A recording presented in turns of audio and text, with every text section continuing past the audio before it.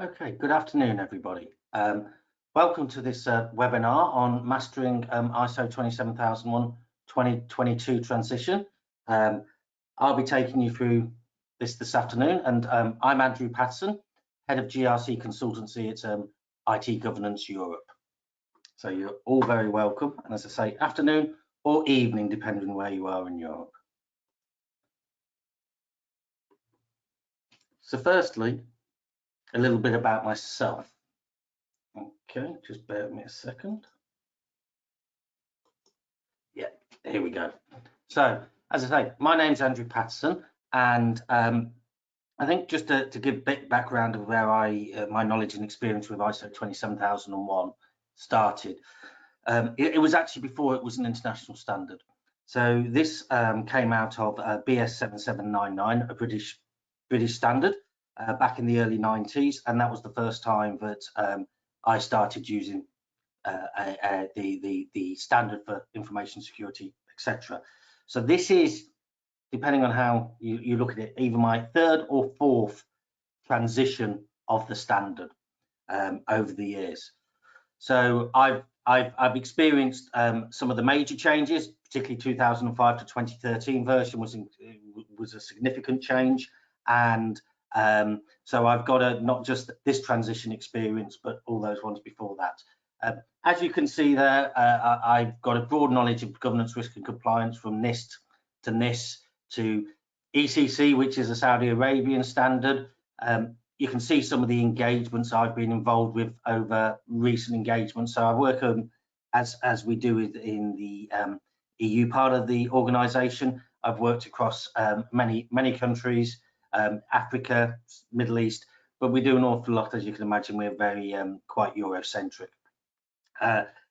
Other things I work on, and if anybody else, you might come across this, and this is another area when we're doing quite a lot of work and webinars if you're interested in DORA, which is the Digital Operational Resilience Act, which talks about the financial services, and I'm the SME within our organisation doing that, and I recently published a book about a guide on how to implement and what you need to do with relation to that act, although it's actually a regulation.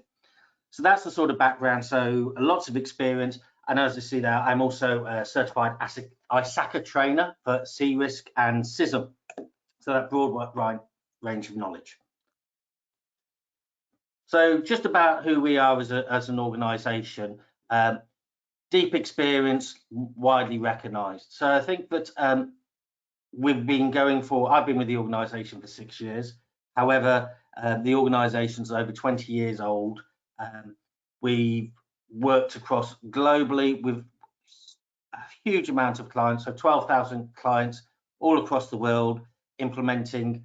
Our core thing would be ISO 27001, GDPR, any other relevant standards, things like NIST, NIS, all these sort of different particular areas, all within the governance, risk and compliance framework. We have several parts of the business. We've got a publishing arm, we've got a legal arm which does things like data protection officers and for both UK and European customers who want to work in each jurisdiction. So we have a wide range of services within the governance, risk and compliance space. We would describe it as a one-stop shop for governance, risk and compliance. So there's some little things in there. So just to give us the depth of that is, more than 1,300 projects to help organisations prepare and maintain their ISO 27001 compliance. The organisation, or the founder of the organisation, got the first certified system, which was against BS 7799, which then became 27001. So there are few organisations on the planet who have that depth of knowledge and understanding about dealing with the standard. We are a huge deliverer of ISO 27001 training, amongst other things, so the ISACA, and we have lead auditor, lead implementer, foundation courses across not just 27001, but huge amounts of other systems. Cyber Essentials, which is a UK-centric government scheme for businesses, and we have our governance, risk and compliance software, CyberComply, which we'll talk about a little bit later, and we have well over 2,350 organisations using that. And if you just look at the logos on there, you can see the sort of people that we work with, our accreditations and such like.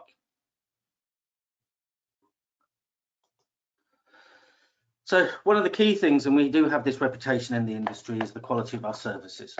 So as you can see there, we have a Net Promoter Score of 63, which is well approaching world class.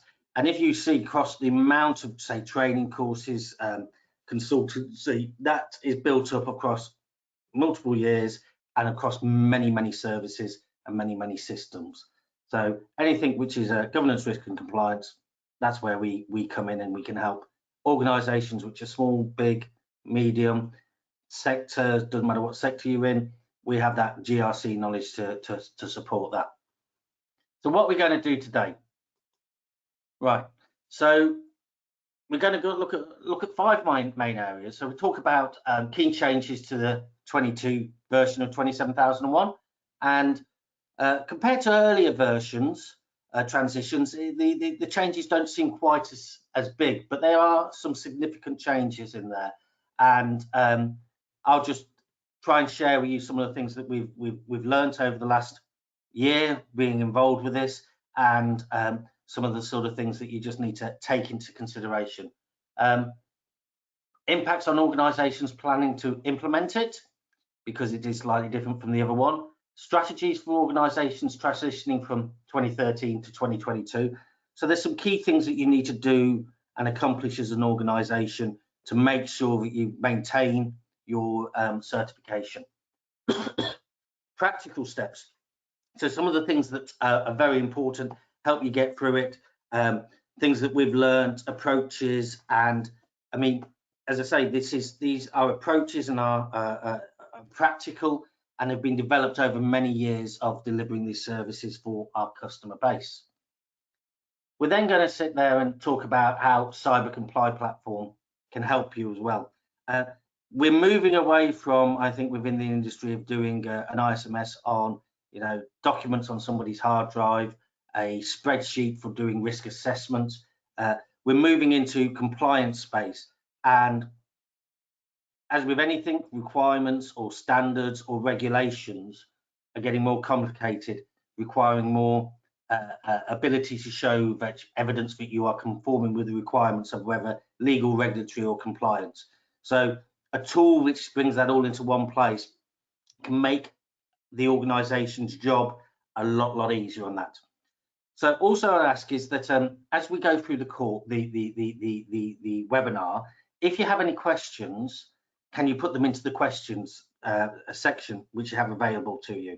I won't respond to them at the moment, but at the end we'll have time to go through those questions, and I will sit there and I will respond to them. So if you've got any questions, type them in as they come to mind, and if you need to think about it, there'll be time that you can add those at the end of the webinar. So now we'll actually go into some of the content, the bit that you're interested in. So key changes introduced by ISO 27001 2022 version and their impact on European organisations. And as we part of the European part of the organisation, we're talking about Europe, but this is impact for any organisation, okay? And we will see that the requirements of 27001 or the demands out there are going to become more, not less. If you think about things, if you might be aware of things like Euro privacy certification, 27001, if you're certified against that, takes you a long way and gives you a bit of a head start for that. If you're going to be doing something like complying with DORA, the Digital Operational Regulation, if you've got a 27001 which is certified in an information security management system, it again is going to make things a lot easier for the organisation. So 27001 can have impacts on other areas, not just you've got your information security management system certified. So what happened? So basically in the end of 25th of October 2022, ISO 27001 2022 was published. For those who are watching it, the actual 27002 guidance document came out in earlier in the year, and then we had to wait for 27001. the standard was not revised since 2013. Most international standards work on a 5-year cycle, but as you can see by 13 and 2022, it was a bit longer. But there was some quite significant changes within parts of the structure of the standard, and so these probably took a little bit longer. Now, the key things, and I'll talk about the dates later, but the key thing to remember is that after the end of October 2025, the 27013 version will no longer be relevant. At that point, if you are 27001 certified, it has to be against the 2022 version of the standard. So if you think about that, we're talking, 10 months from this year and 10 months, well, you've got 20 months. And that sounds a long time, but these things have a habit of suddenly you're running out of time and everything. So you need to start really thinking and planning about what your transition is. And if you plan from now on, in conjunction with your certification body, about what they think they're going to do things for you, etc., you'll find that you'll actually be able to manage it quite well. But don't leave it to the last moment, because you can guarantee that both you won't have time, the certification bodies will be very, very busy doing transitions or doing recertification audits. So that's the key thing. The end of October 2025 is that key date we all need to remember and keep in mind.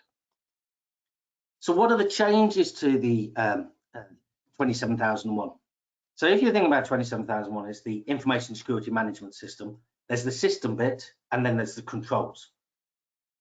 The changes within the system bit seem to be not that significant, but you need to appreciate that they actually are some changes.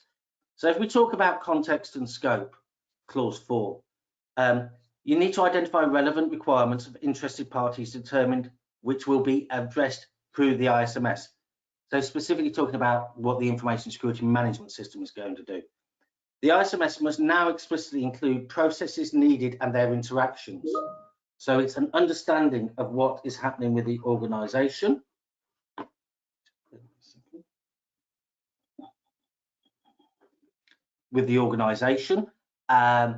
And how these processes interact each other. Plus, as of 3 days ago, there has been a general update to most ISO standards, and that talks about within the context that if climate change is relevant, has that been incorporated within the context of the management system? Now, for example, here is the climate change. If you actually was relevant, you should probably be doing that anyway, but it specifically now says that. So that's an update to, it's not just 27001, 9001, a whole raft of ISO standards with information, with management systems. So that's a key point to remember there.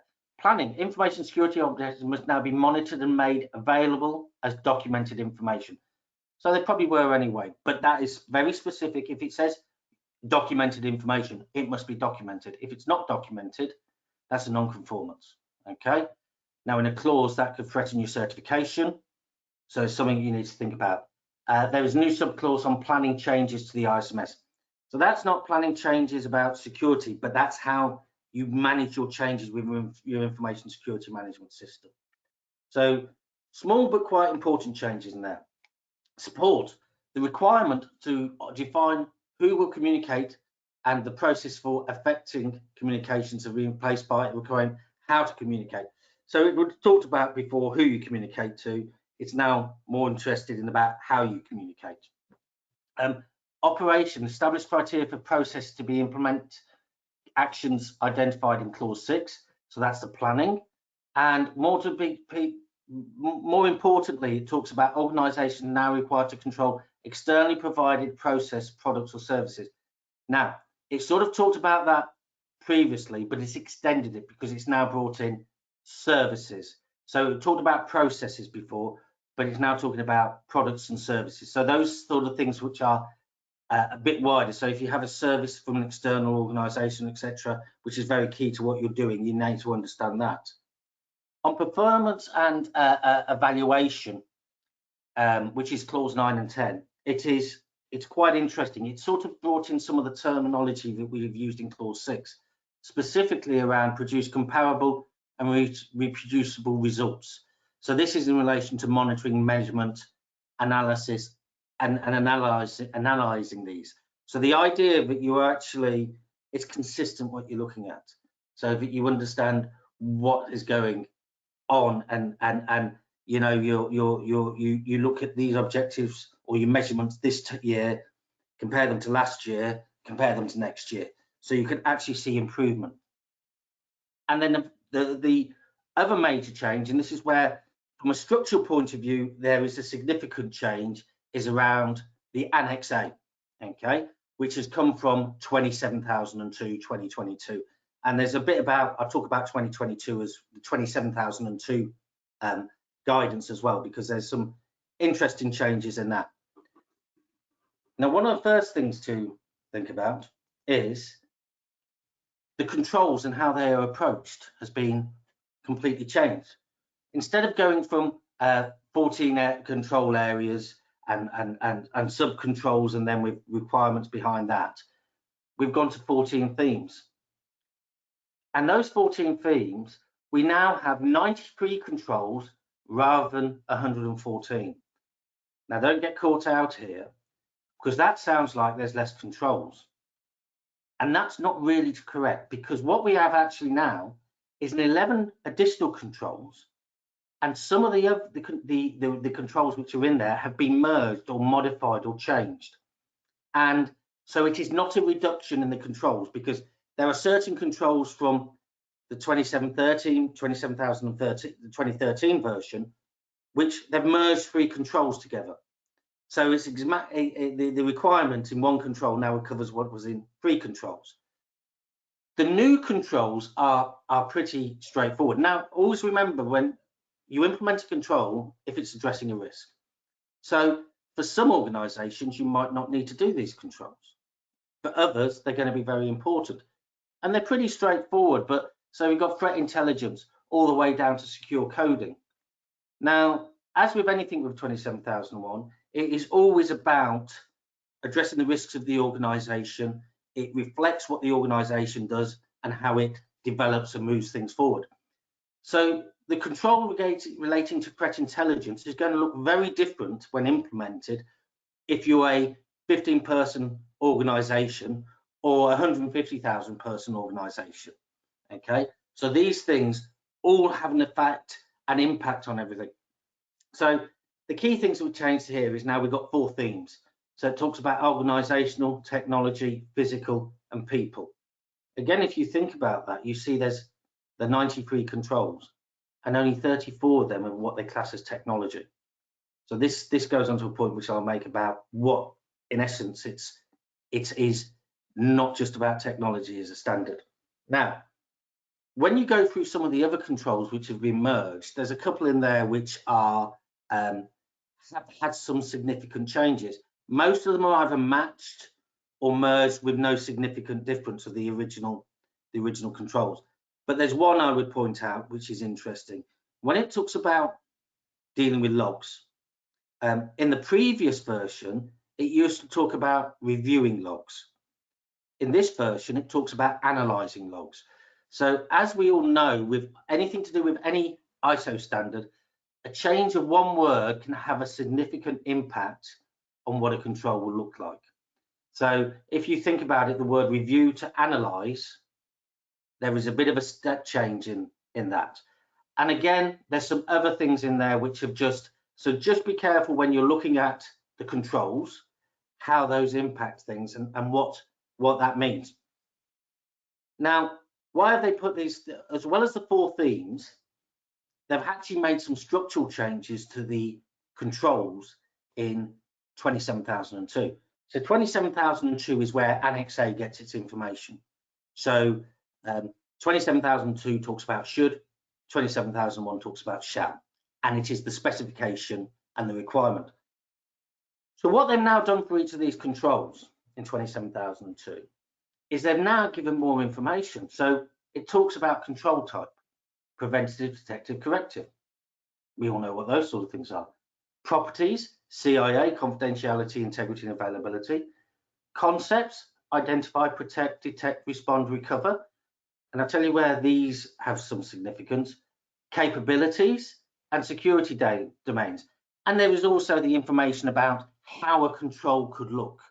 Okay, it's not the requirement, but I would say it'd be quite challenging to do 27001 without a copy of 27002. But what this enables you to do with controls is you can look at controls and go, right, which ones are preventative? Which controls are about governance? Which controls are about detect? So you can start to see how you can group your controls together. And another thing is this now starts to, when we talk about controls, it starts to talk in a language that the wider business might have a better understanding of. And that's a very, very key thing. So you need to do that. You need to understand that. And it actually talks in language which actually talks about and relates quite heavily to the NIST cybersecurity framework in the USA, which is a framework which references 27001. So there's a little bit more, oh, this makes sense. This links between this framework over there and this standard. So those are very useful to help you clarify and understand what certain concepts mean. In the back of 27002, which is very, very useful, is it's got lots of tables, particularly this one, which is table B, which tells you where controls from 2013 in relation to 22, how they link. So 5.11 is now 5.1. Where it links to multiple controls from the old standard, it will tell you. And it also gives you the ability to see which are the new ones. So again, you need 27002 to help make sense of the changes. Right, so organizational planning to implement it. Now, this is a quite straightforward slide in certain senses, but what you have to be, so some key things happening. The last date you can get certified against 2013 version of the standard is the end of April 2024. No matter what, if you are after that date, you're still on the 2013 version, you have to transition by the end of October 2025. Okay, so that's the key date for anybody who is currently certified to 2013 version. You have to transition by the end of October. Irrelevant, it might be 18 months, it could be 2 years into your certification program where because you get your certificate over lasts for 3 years, and you have to get recertification. So even if you're only 2 years through it, you will have to transition at that point, and that will be led by a transition audit by your certification body. Recommend that you talk to your certification body. Really, really important. Get this planned in. You may be able to do your transition at the end of a surveillance audit, but they will tell you how they see doing it. And it might just be a couple of extra days in that program. So if you look at the top bit there, it talks that, so there's been a 3-year transition period starting on the end of October. We'll have that one, which is, as I say, goes to the 25th. If your certification is expiring, you'll have to transition earlier, but that's not such a bad thing. It means that you've got a date that you've got to work to. Ensure you adapt your ISMS documentation and the statement of applicability. Very important for you to have a statement of applicability which is related to the 2022 standard. Okay.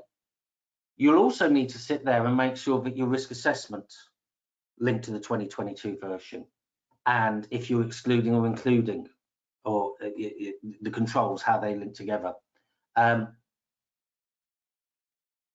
the other thing that it does, and I would always say to people, is don't use this as an opportunity just to sit there and if you need to develop, because there's always this thing about continual improvement, making the system more effective and efficient over time. So this is an opportunity to revisit some of your controls, revisit your documentation. You review that anyway on a regular basis, but it gives you the ability to go, right, fresh eyes, are we looking at this? What do we need to do? But I would say is plan your transition, don't leave it too late. Okay, so if you need to transition if you're not on the 22 version now, and you're going to have to transition some point in the next 20 months, whatever happens, start it sooner rather than later, and agree timelines with your certification bodies, etc. There's a lot of other things which previously were going on in relation to the transition, where certification bodies had to get up to speed, etc., and all that sort of stuff.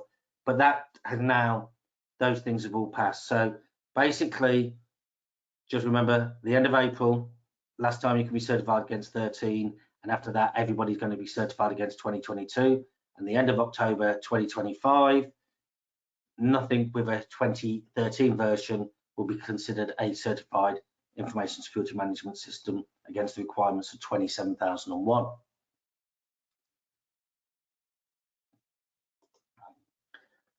So organizations transitioning from ISO 27001 2013 to the 2022 version. So what sort of things do you need to think about? I mean, one of the things that is in the new requirements, we mentioned earlier, that it is managing changes to the ISMS. That's one of the new changes in the clause. So this is an example where you can demonstrate that you're managing changes to the ISMS. So you need a project. It might be a big project, might be a small project, but you need to show that you're managing it. You need to show what you're going to do about the clauses. You need to show what you're going to do about the controls. So that is a very, very important thing on there.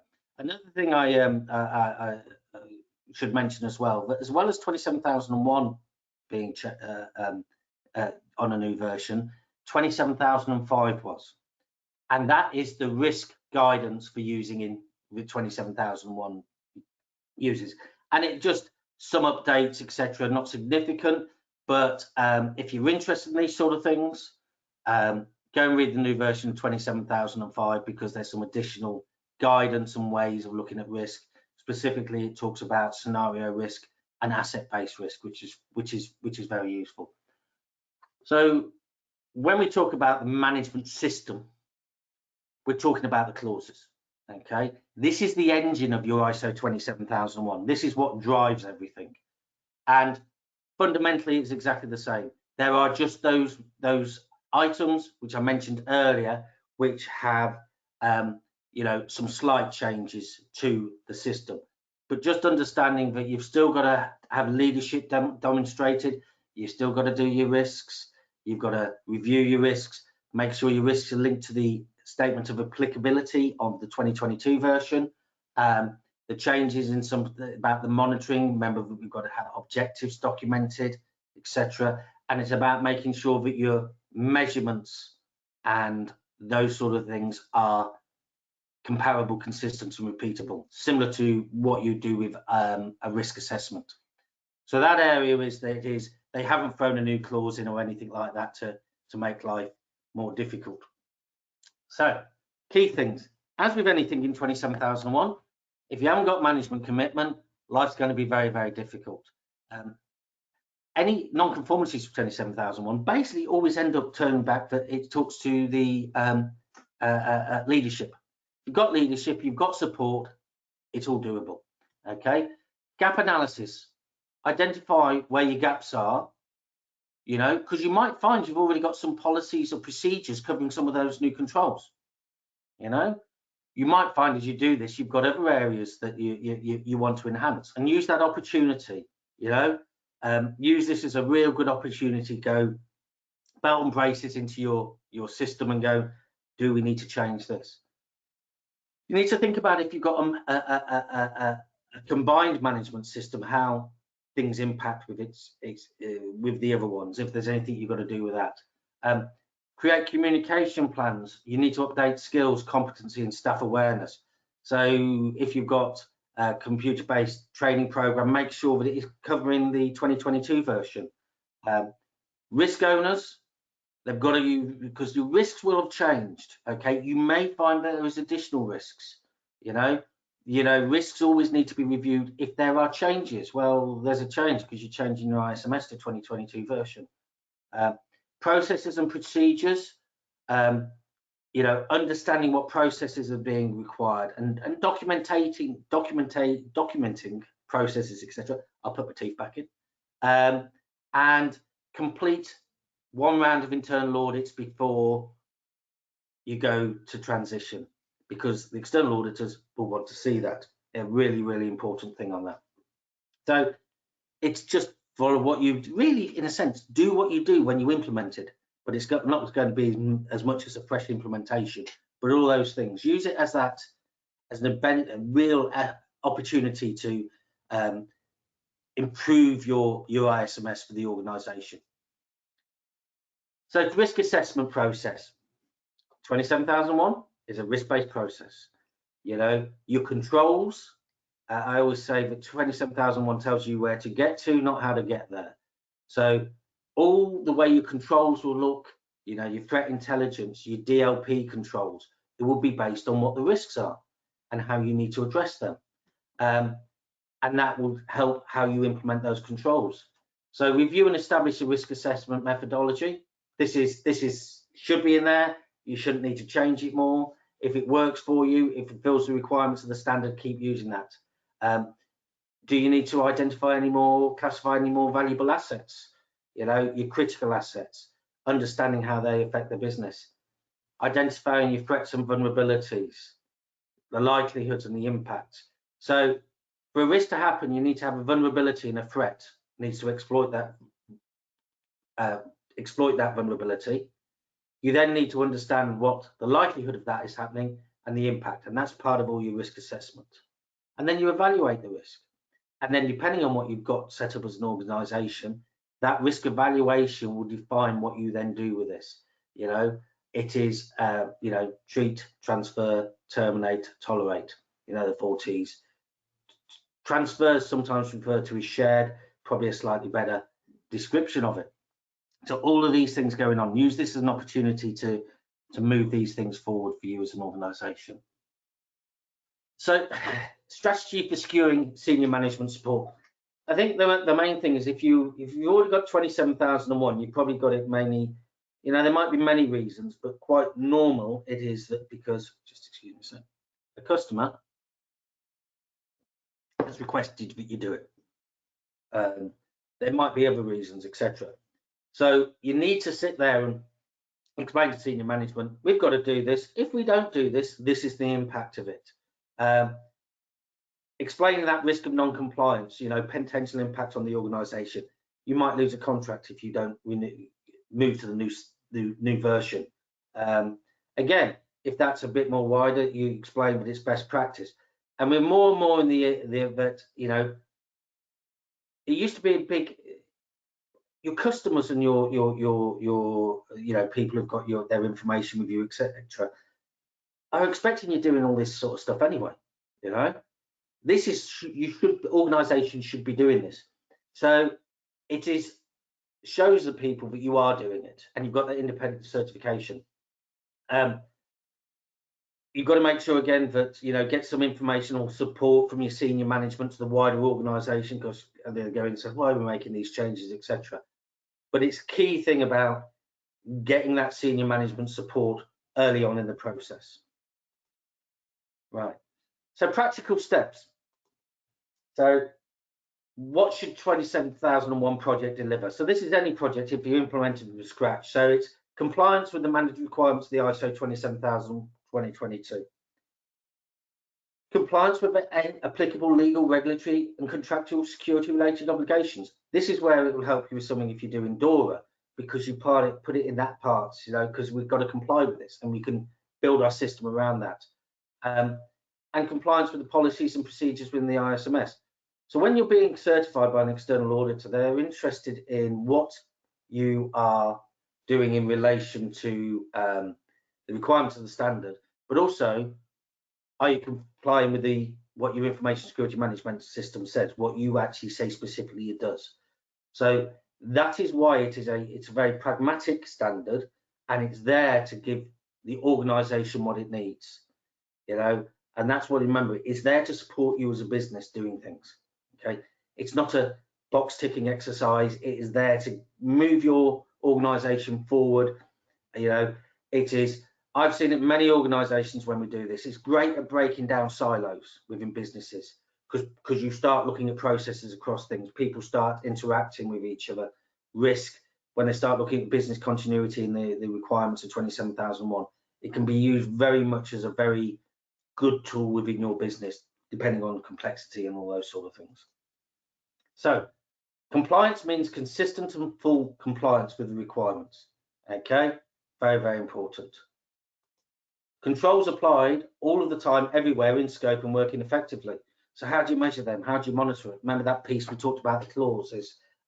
Control measurement is quite complicated on for lots of organisations. It also means continual improvement in the ISMS delivering on your information security objectives. So the transition can be used as a really good example to drive that continual improvement. So if you've already got a system, you know that you've got to do internal audits and management reviews and external auditors.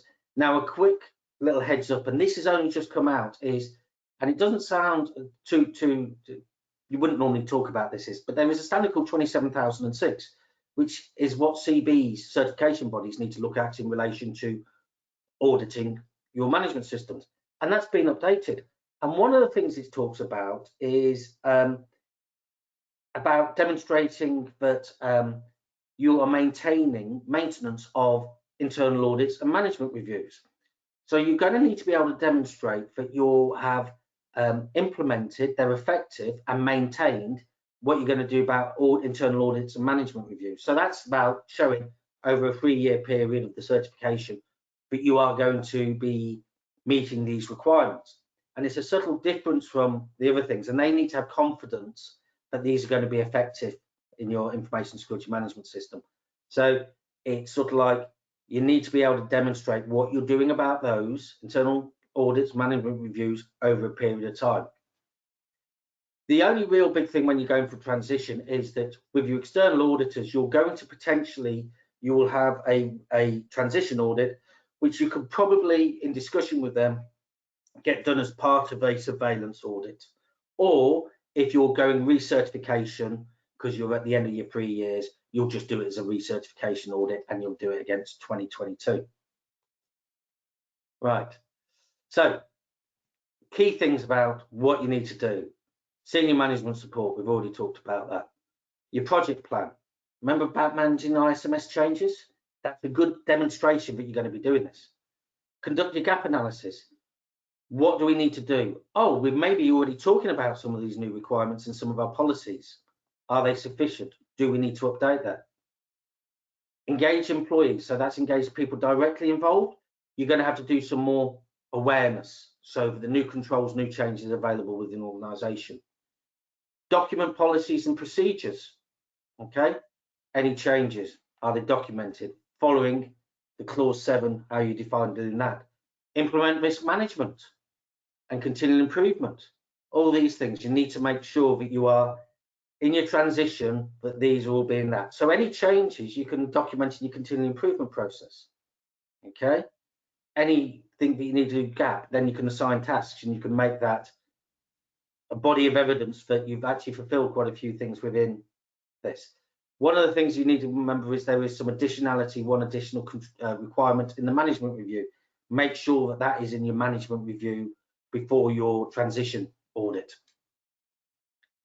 So below, the solution lies beyond the tech stack. I think this is a really important thing, and it's one of the key things I will always talk to people about security. Doesn't matter what I'm talking about or anything, is fundamentally security is a people thing. It's all about people. But people seem to think it is a technology issue. And actually, I sometimes probably overemphasize the people process or requirement, but it's people, process, technology.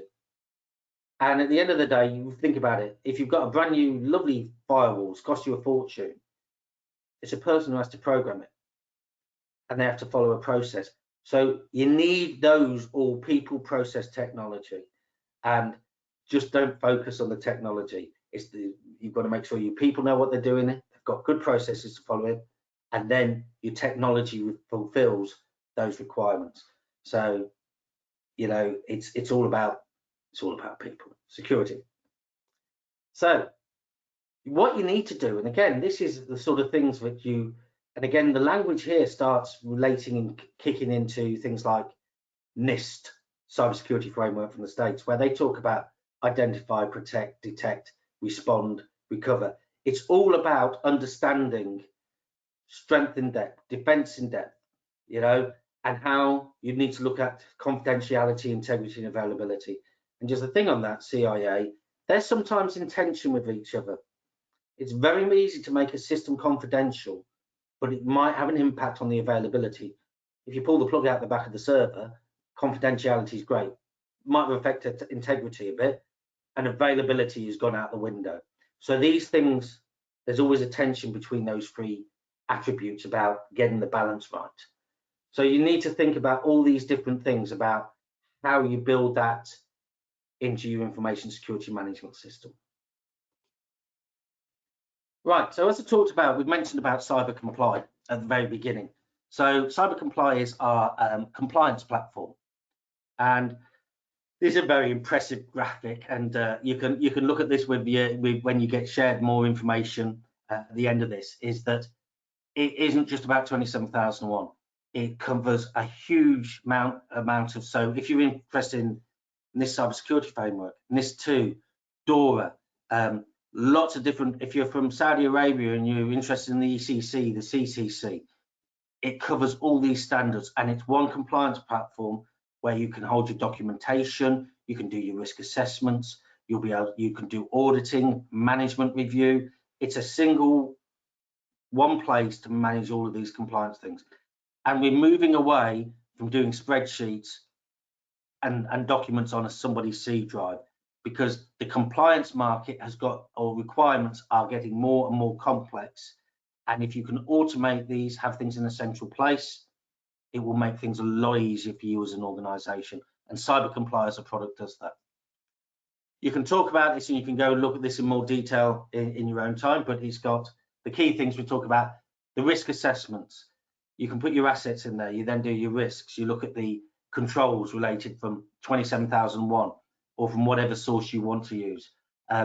It integrates with GDPR requirements. It has an instant response module in there. It sits there and can do stakeholders notification, and gives you a dashboard which displays all this information in a very easy way to look at it.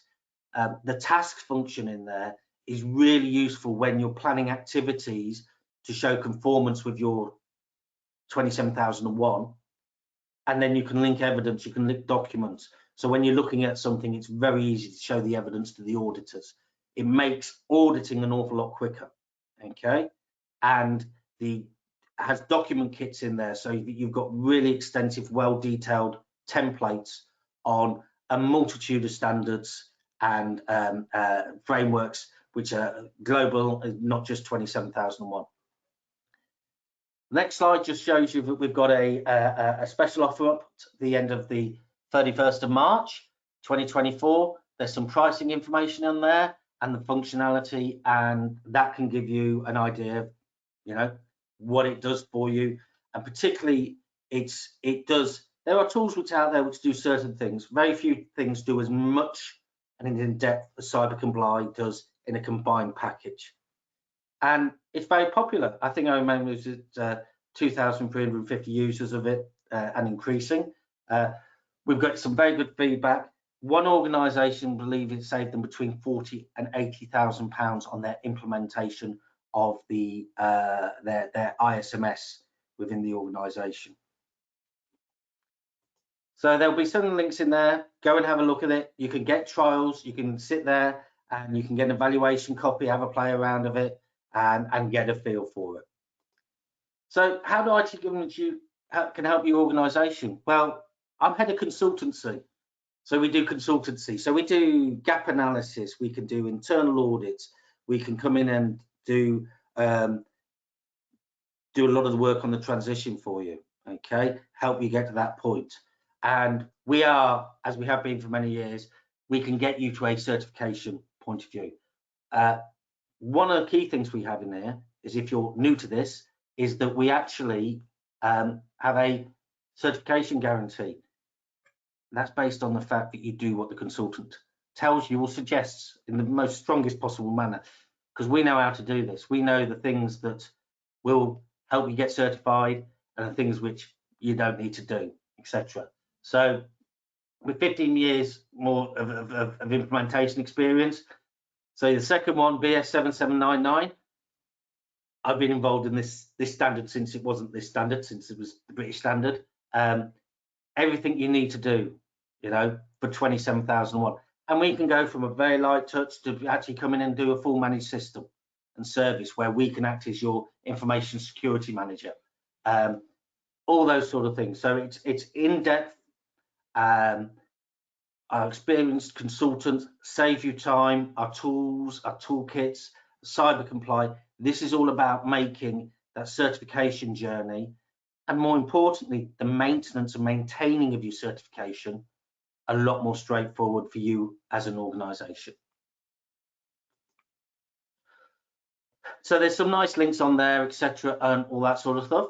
And just, click on them, have a look, you'll get the slides shared with you, etc. So hopefully that has been of interest and of use, and some of our experiences on that. So if anybody would like to ask a question, can you please put that into the question section? I always say to people, there's no such thing as a silly question, but doesn't mean you won't get a silly answer. So if anybody's got any questions, can they please type them in now?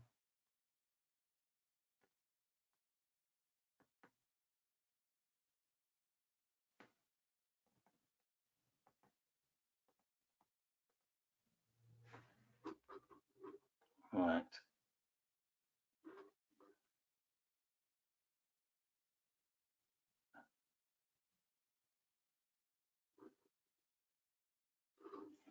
Okay then. So I thought the first question was going to be who's going to win the Champions League this year.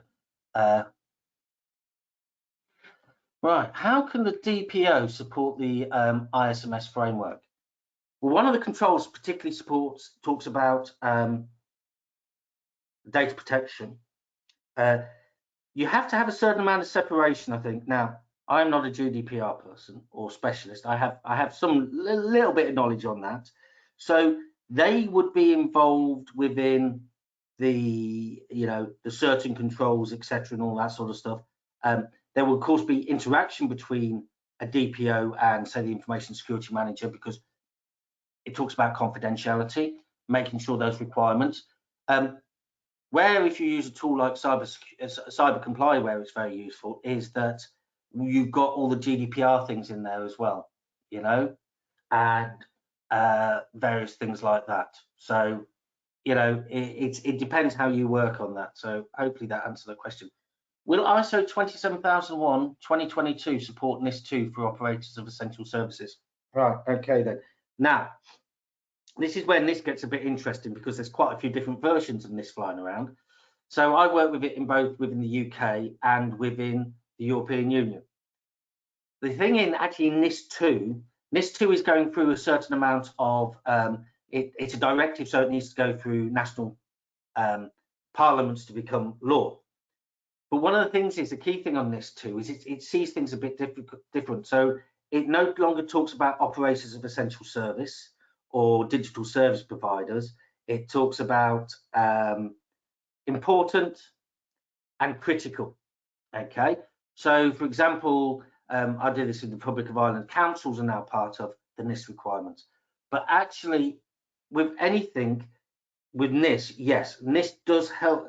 27001 will help you with your NIS, because it talks about the same sort of things. It's about risk, it's about governance, it's about instant response, it's about business continuity. So having 27001 certified within your organization, remember in the clauses you have to talk about legal and regulatory requirements and contractual requirements. Well, if you are required legally to conform with the requirements of NIS2 within your jurisdiction, you need to take that into consideration. So yes, and remember, as I said about DORA, DORA is a requirement, or cyber Euro privacy certification. Your ISMS, those clauses gives you a structure to deal and support anything that might come down the road. So very simply, yeah, ISO 27001 will help support you conforming with the requirements of NIS2, irrelevant what jurisdiction and irrelevant what you do as a business. We can also help you in NIS2 as well. That's one of my areas. Okay, any more questions?